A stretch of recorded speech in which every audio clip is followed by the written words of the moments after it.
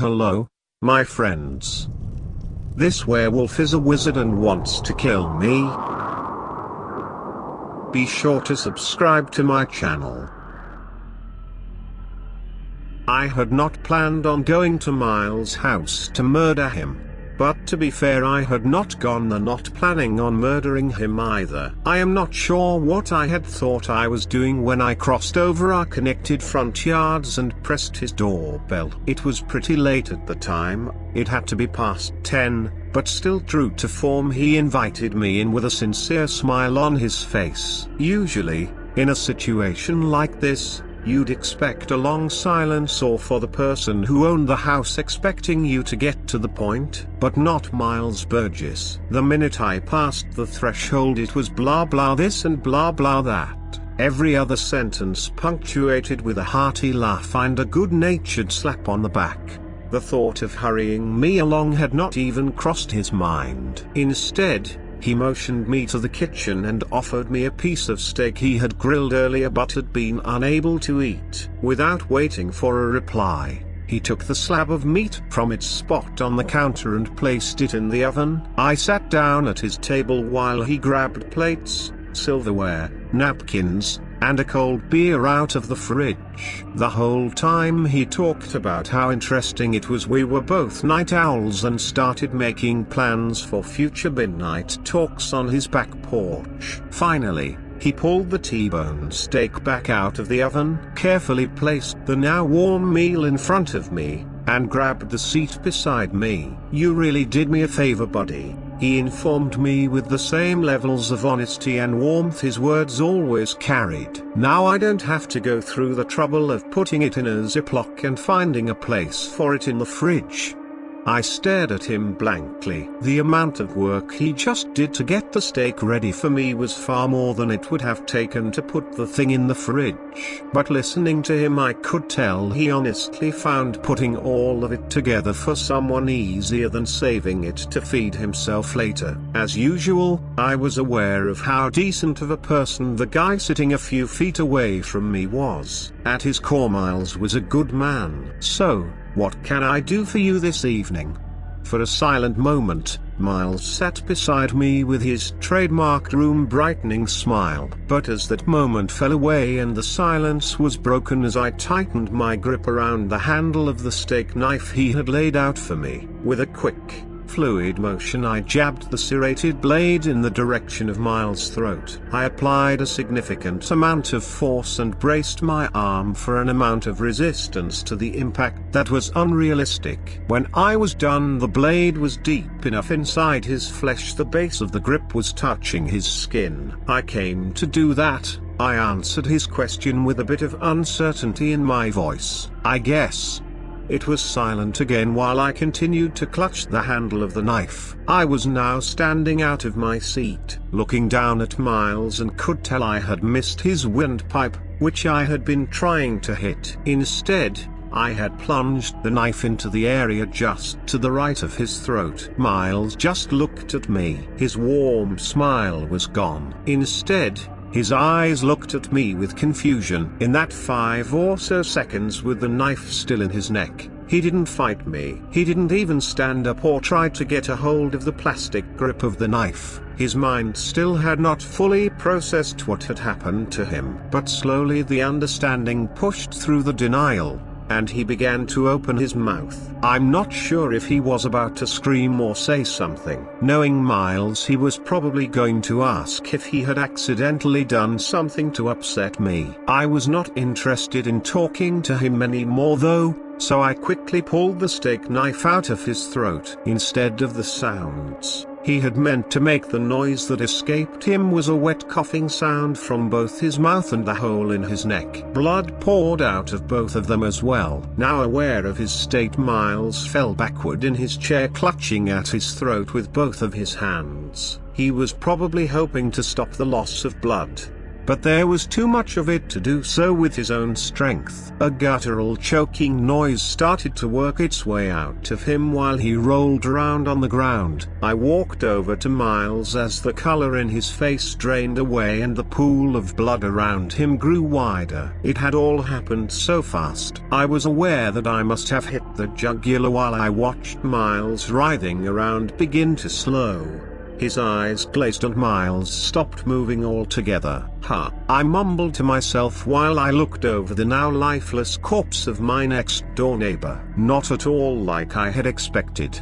I shrugged. Looking down at the knife in my hand still dripping with Miles' blood, I felt waves of consciousness washing over me. From the second I had walked into his house it had all felt like a dream. Looking down at Miles, it was obvious everything that had just happened was a reality. Oh well, I said quietly to myself with a second shrug. I got down on my knees in the warm pool of blood around Miles. With both hands, I held the knife over his chest. I took a breath and plunged it with enough force to break through his rib cage. A crushing and gushing noise filled the kitchen. The resistance in his chest forced me to use a bit of strength to pull it back out. I held it over Miles's body. Again and again, I stabbed it into him. Over and over I stabbed him until sweat started to drip down my forehead and into my eyes. I used my wrist in an attempt to rub the stinging liquid away, but I only succeeded in smearing blood across my face. Understanding it was futile, I decided to work through the discomfort, continuing to stab the hunk of meat more and more. I'm not sure how many times I stabbed him in the end. There wasn't a purpose for doing it, and I hadn't thought to keep count. It just seemed like the thing to do at the time. I only stopped my work when I felt too tired to continue,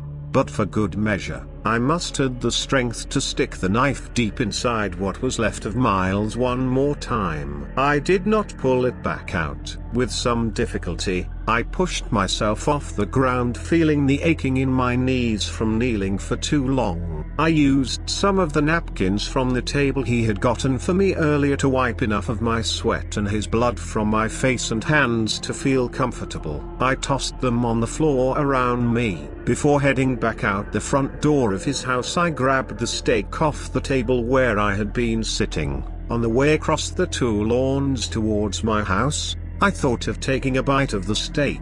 In the end, I decided to wait until I was inside where I could grab some utensils. Ever since I was little, eating steak fat grossed me out. When I woke up the next morning, I realized I had made a terrible mistake. The mistake had not been killing Miles. As far as I am concerned, my actions were neither a mistake or a success. Instead, my mistake had been the complete lack of effort to cover up my actions. I had been so carefree and tired following the act, one had left a trail of evidence from his kitchen right to my front door. Climbing out of bed, I felt the previous night's repercussion on my own body. I am not much for exercise, so my chest and shoulders were sore after the workout of repeatedly bringing the knife down on Miles' chest an uncounted amount of times. My legs had also become tight from the extended period of kneeling over the body, and the tenderness in my knees told me they were bruised from carrying my weight on the linoleum floor. The worst pain was in my hands. The skin of both palms was covered in torn skin where the blisters had formed and broken away. My wrists felt fine when they were motionless, but when I tried to use them in any way, the sudden pain would cause me to involuntarily exhale. I assumed this was from a continuous combination of the impact of the knife hitting bone and floor, and the strain from prying the knife back out. Slowly I made my way to my feet and headed towards the dresser on the far side of my bedroom. Along the way, I pulled off the still bloody clothes I had been wearing the night before. I gently tossed them on the bed, figuring I'd need to burn them and the sheets at some point later in the day. Down to my underwear, I put on a pair of grey sweatpants and a white sweatshirt. My reflection in the mirror showed both bright colors only seemed to draw attention to the dried blood on my hands and face. At that moment I wished I had showered the night before, but I knew I didn't have time to do it now. Pulling the hood up on the sweatshirt, I headed out of the bedroom and down the stairs. Walking out the front door, it was immediately evident I was probably already too late to achieve anything. A police car was parked in Miles' driveway and a few more sat on the curb in front of his house. His front door was open and a single piece of bright yellow tape with back lettering spelling "Crime Scene Do Not Cross" was pulled across. The flimsy barrier did not last long. About the time it caught my attention, a hulking figure in a navy blue uniform pushed past, sending it to the ground. The figure turned on the front stoop of the house and grasped metal railing. He threw his head over the top of the barrier. A retch followed by a wet splatter echoed over the yards as he evacuated his breakfast into the flower garden that lined the base of Miles' house. He pulled his head back up over the banister, and I could tell by the wrinkles on his pale face and his mostly grey hair he was an older officer. Standing in my driveway, I thought about how it was too late to do anything about the inside of Miles' house. Anything I left in there would already be in their possession. Thinking it over, I figured the evidence included fingerprints, my bloody footprints, the murder weapon, and about a dozen other things. I didn't remember drinking any of the beer, so they wouldn't get DNA from my saliva. I sighed and scratched the back of my head, forgetting about the dried blood covering them. I placed both of them in the sweatshirt pocket. I guess this is why people don't usually do this, I thought, a little disappointed in this outcome, or maybe it's that whole thing about the value of human life.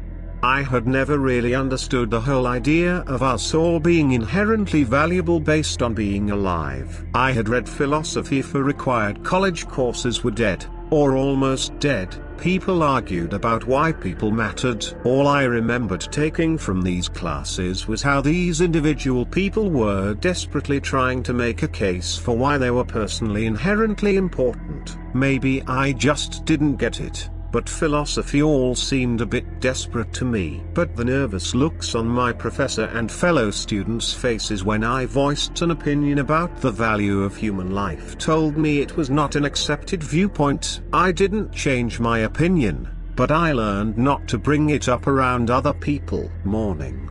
An authoritative voice asked, evacuating all of the thoughts of philosophy and college out of my mind. I turned towards the voice as it moved down my driveway. It was a stocky man wearing the same navy blue uniform as the guy who had just vomited in Miles' flowers a minute ago. This guy was younger though and had less of the markings sewn on the uniform as his counterpart. This younger cop also didn't look as sick, but I did make note of him appearing a little pretty pale. "My name is Officer Baker," the cop informed me as he pulled a notepad and pen out of his chest pocket. "Mind if I ask you a few questions about last night?"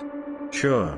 I knew it was a matter of time before he saw the dried blood if he had not already. I could hide my hands in my pocket, but the blood on my forehead and neck would be impossible to hide even with my hood up. Both turning myself in and trying to run for it seemed like foolish, impulsive moves through. I figured if he had caught me there was not much I could do about it now anyway. "You are William Conover, correct?" "Yes, sir." "How well did you know your neighbor Miles Burgess?" Officer Baker asked, not hiding the fact Miles was dead. "I knew him pretty well," I answered, not hiding the fact I knew he was dead. "He moved in 6 months ago. We didn't hang out or anything, but I knew him better than any of the other neighbors due to his nature." "His nature?" Officer Baker inquired, writing down everything I was saying onto the notepaper. "What do you mean by that?" "Miles was a pretty outgoing guy," I answered, watching the methodical movement of Baker's hands. "He was the kind of guy who would ask you how you were doing and turned it into a conversation. He just kind of sucked you in." "Sounds like Mr. Burgess was a good guy." "Yeah, Miles was a good man." "Did you see or hear anything last night coming from Mr. Burgess' residence?" Officer Baker said, looking up at me from his pad and paper. "Nothing at all," I lied, knowing that just because I accepted my imminent arrest didn't mean I had to admit anything. "Anything at all, Mr. Conover?" Officer Baker said, removing the pen from the paper and dropping his hands to his side. He took a step closer to me and began speaking in a more hushed tone. Even if what you heard or saw is something that seems utterly impossible in real life, you can trust I won't think of you as a liar or a madman. I swear. I am a friend. No. I lied after a few solid seconds of confused silence. I didn't see or hear anything over the last night, ordinary or otherwise. All right then, Officer Baker said with a mixture of disappointment and skepticism in his voice. He took a step back from me and began writing on the notepad again. Well, Mr. Canova, I will let you know if I hear anything on our end. I'd keep my door locked for the next few days just in case. And if your story changes and you remember seeing anything unusual or strange last night, give us a call and ask for me personally. Have a nice day. I returned the sentiment while I watched the officer making his way down my driveway, the gears in my head feverishly spinning, trying to understand what had just happened. Baker had not even treated me like a possible suspect. There had been no way he could not have recognized the blood on my face. The memory of him assuring me he was a friend in hushed tones playing over and over in my head. I couldn't shake the confusion for the rest of the day while I cleaned up my house from the events of the night before. Around 6 that night I got back home from the pit deep in the woods where I had finished burning the last of the clothes I wore. But I knew that all of that would only delay the inevitable until they analyzed the DNA I'd left everywhere. I knew from a bit of research I had conducted at a stoplight that it could take anywhere from a few days to a few weeks. But still I prepared myself for further questioning from the police. A week and a half passed and I had heard nothing. Deep down I knew it was dumb to tempt fate, but it didn't make any sense. It didn't take a modern-day Sherlock Holmes to tell I had clearly killed Miles. But even if I was just exaggerating how obvious it was in my mind, there had surely been enough evidence to warrant a second interview with me. I could feel myself starting to get paranoid, and it was a deviation from my usual state of mind I did not like. So, I decided to call Officer Baker to get to the bottom of this regardless of the consequences. In a small town like this, it only took a few seconds to get in touch with the operator at the police station, and when she transferred me, Officer Baker answered on the second ring. Hello, Officer Baker speaking. A gruff voice came from the speaker on my phone. What can I do for you today? Yeah, I replied, second-guessing my decision. This is Will Canova. My neighbor Miles Burgess was murdered last week and you told me. Don't say anything else. Officer Baker interrupted, his voice now hushed to keep others from hearing him. You don't know who could be listening in. I was just... Shut up, damn you. Officer Baker whispered, yelled through the speaker. If you have any information or just want answers, to come to the old town center at midnight tonight. Before I could say anything else, Officer Baker hung up the phone. For a few minutes I just sort of stared at the screen of my phone. I had no idea what was going on anymore, and I was starting to feel agitated about everything. Again, this was a feeling I am not accustomed to feeling. The rational part of my mind calmly explained this was surely some kind of trap, and going to this meeting place would just end up with me in handcuffs. The growing infuriated corner of my mind screamed that it didn't matter if it was a trap or not. I was going to figure out what was going on in this town. Around 11:45 that night I drove my car up to the town center for whatever was waiting for me inside. It had taken me longer to find it than I had thought. He had said Old Town Center and I spent a while looking for an abandoned meeting area, but it turned out the building that housed the rented meeting rooms was just called Old Town Center. pulling into a spot, I stepped out of the car and headed into the building. Walking into the lobby, I figured I would have to make my way around a darkened building to find the meeting center for an ambush. Instead, I found the place bright and still open for meetings. I walked up to the bored-looking teen sitting behind the main desk. "I'm looking for Officer Baker." I started looking down at the receptionist, who kept her eyes on the computer screen in front of her. "Meeting room, she said, still not making eye contact with me. She pointed to a hallway on her right, "Down that way and the last room on the left." I thanked her and began walking in the direction she had pointed. Making my way down the fluorescent light hallway, I noticed a big dry erase sign beside the last door on the left.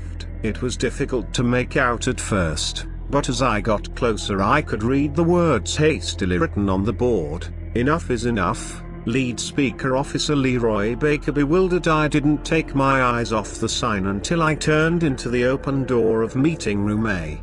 The meeting room was clearly the building's largest meeting room. It was full of stadium seating with 2 sets of stairs making their way down either side of the mass of chairs. Almost every chair had a person sitting in it. They were clearly all people from the town because I recognized a lot of them without really knowing who they were. I'd first seen them. I was able to make out the face of the huge old cop I had seen vomiting in Miles Flowers the week before. There were also a few other faces I remembered making their way in and out of the crime scene throughout that morning. Still fairly convinced this was some odd plan to ambush me, I continued into the room anyway. I was eventually able to find a single open seat in almost the direct middle of the chairs. I carefully sidestepped in front of people having hushed conversations until I made it to the spot and took my place. I admitted to myself, if this was an unorthodox arrest, it had worked. I was right in the middle of at least a quarter of the town's adult population. At midnight exactly,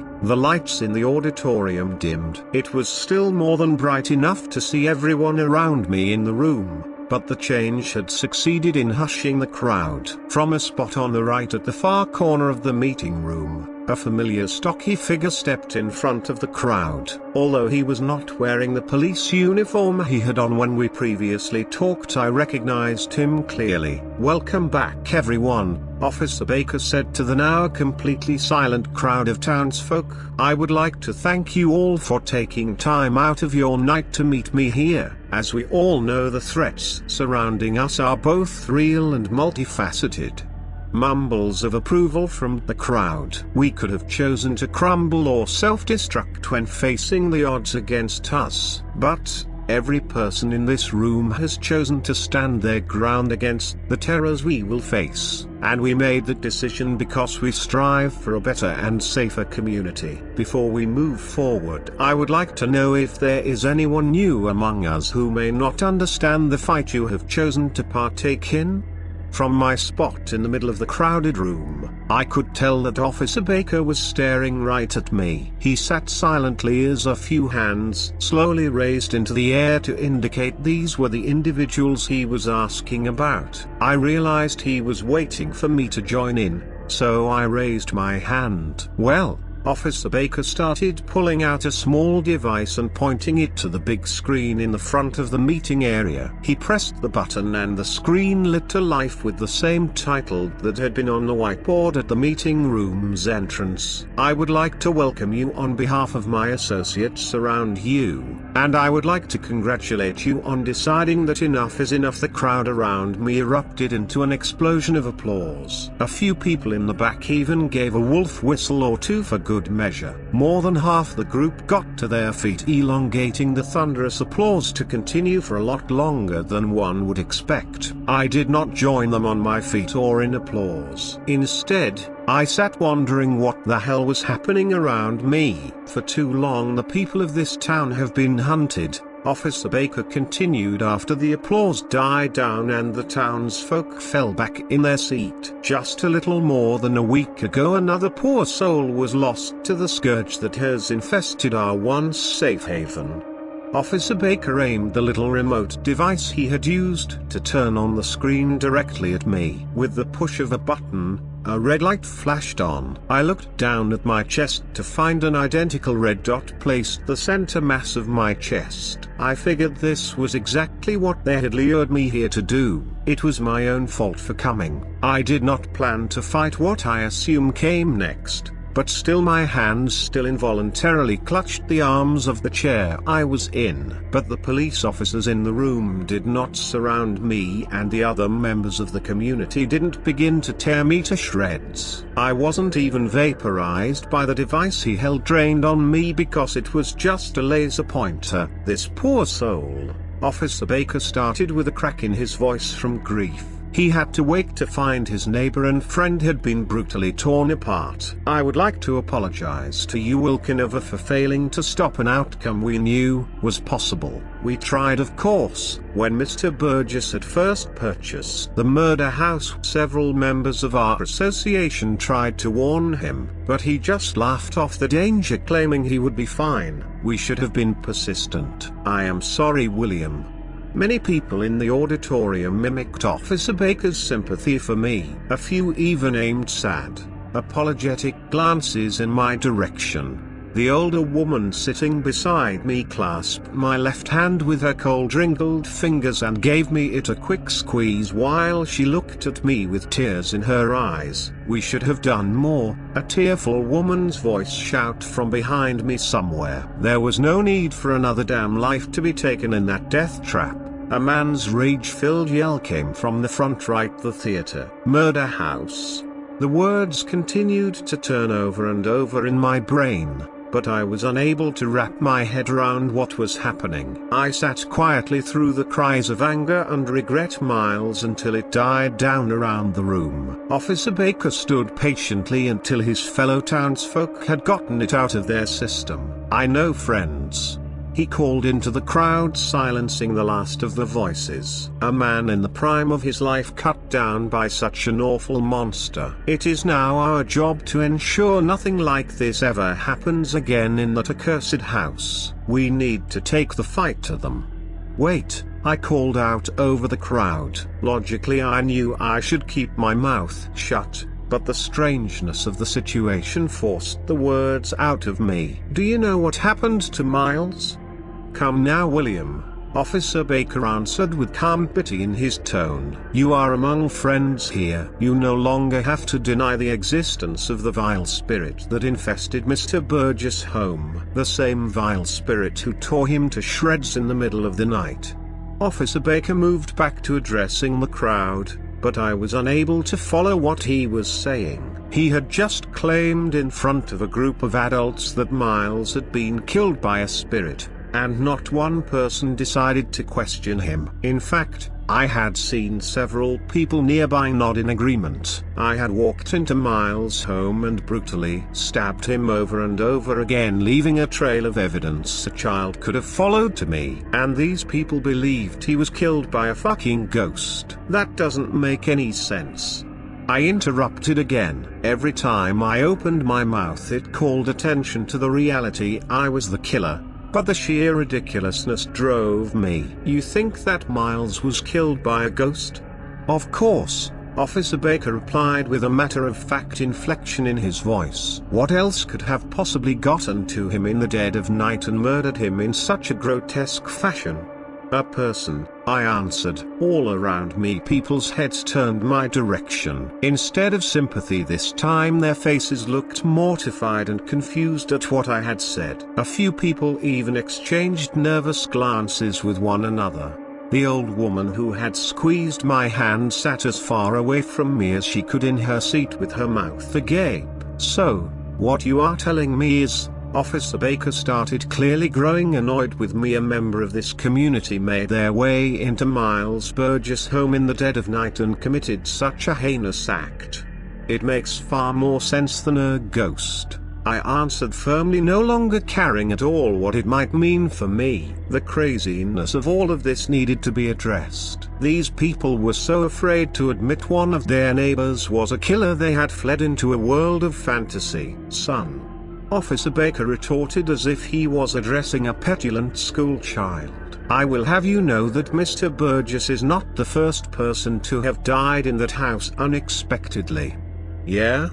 An older man's voice from my left yelled out in the agreement. In 1955, Missy Hayworth was stabbed to death in her sleep. Her husband said the knife just floated into the room and slit the poor woman's throat. Exactly. Another voice, this time a woman's, joined in from the other side of the room. And after her grief-stricken husband moved away with his secretary, he sold the house to Arthur Dumont. 25 years later, Arthur was found hanging from the second-floor landing. They say the haunting got so bad he rarely had the strength to get out of bed near the end. What happened next?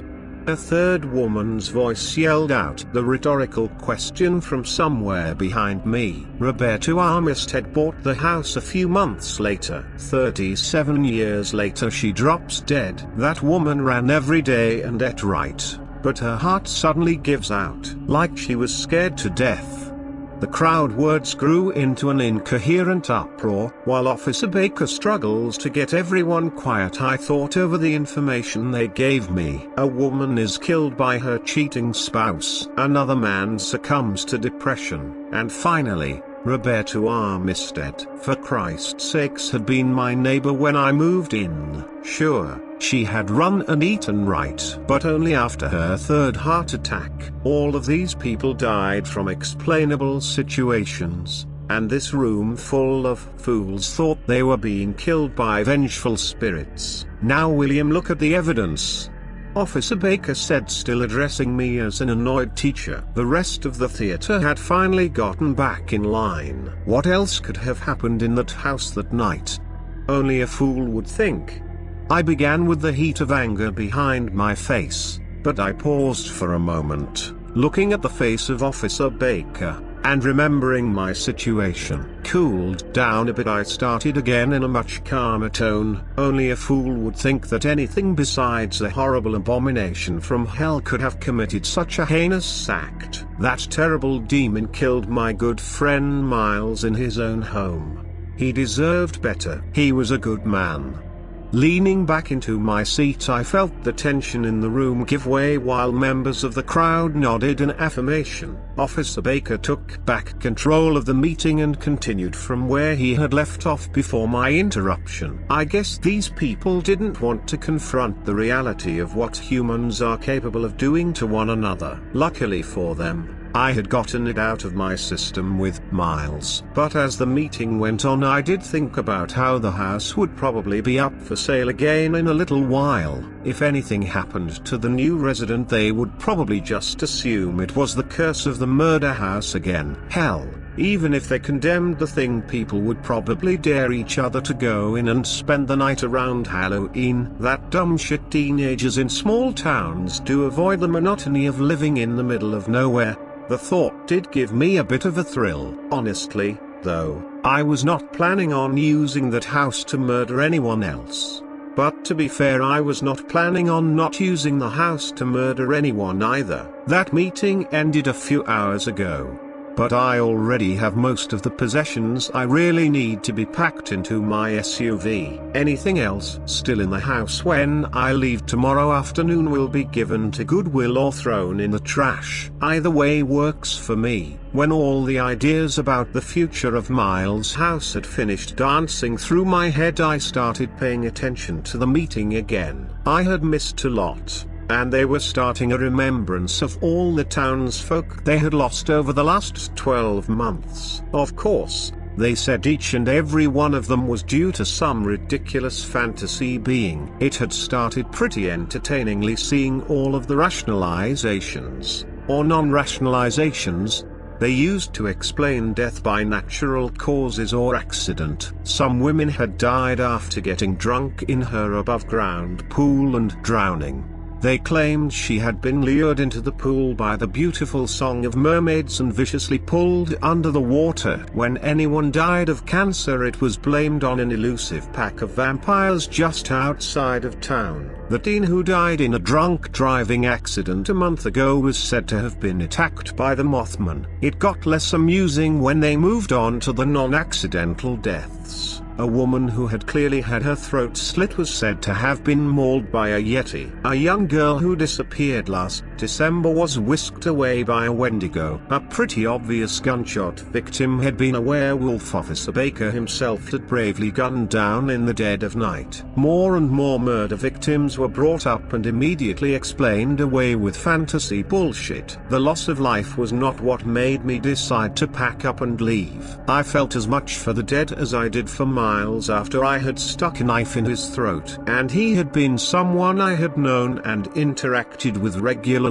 Most, but not all, of the people brought up in the remembrance were drifters who were just passing through town. What told me it was time to get out of Dodge was the slow realization that I was not the only killer in that room. With every passing story, the chance raised that one of the people sitting around me had murdered someone as well. Each fantasy monster was just a representation of someone in the auditorium who had brutally murdered someone. It was clear there were two kinds of people sitting around me. It was clear the people around me fit into two different categories. Murderers and people are unwilling to admit their friends and family were capable of murder. It was a strange realization that I am unwilling to live in a town of people like me or the type of people who would protect me.